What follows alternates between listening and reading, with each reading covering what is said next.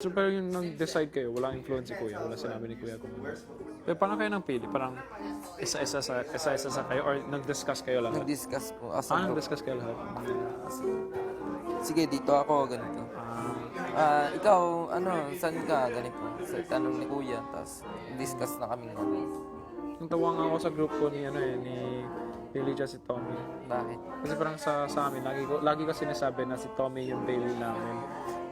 Parang kasi lagi siya English. loko lang, joke lang. Tama yung parang joke lang, tapos English. Tapos parang parehas sila na half puti, ganyan. Akala ko yung parang Bailey nyo dito si si Jameson. Ay, hindi.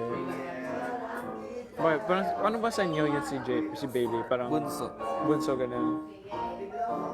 Pero oo nga, parang Bailey rin. Kasi hindi marunong. Nag-aaral mag-Tagalog. Ganito. Yung parang gwapo, na pretty boy, ganyan. Pretty boy. Tapos responsible sa Parang ano siya, parang responsible na tao na si James. Bunso talaga. Bunso talaga.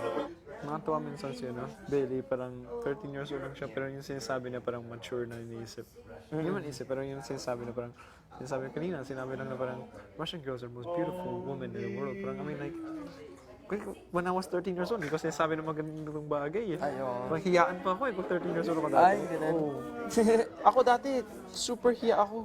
Pag hiyaan, para, Mga 13 years old. lately lang ako naging, when I moved to the Philippines, that's when I became more open, outgoing. Ganun.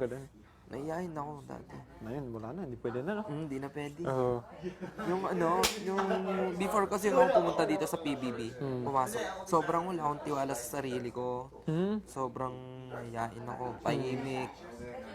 Ganun. Tapos Ito yung bigay ng confidence sa'yo, no? Oo. Totoo lang, ganun din ako, konti ganun din. Yun sa foreign, no, eh. Doon ako nang talaga na, nabigyan na super tumaas yung confidence ko. Dati yung confidence ko, ito yung pinabababa. Siguro dati dito ako. Hindi naman ganyan na walang confidence. But dito ako siguro, pero boom, tumataas ako.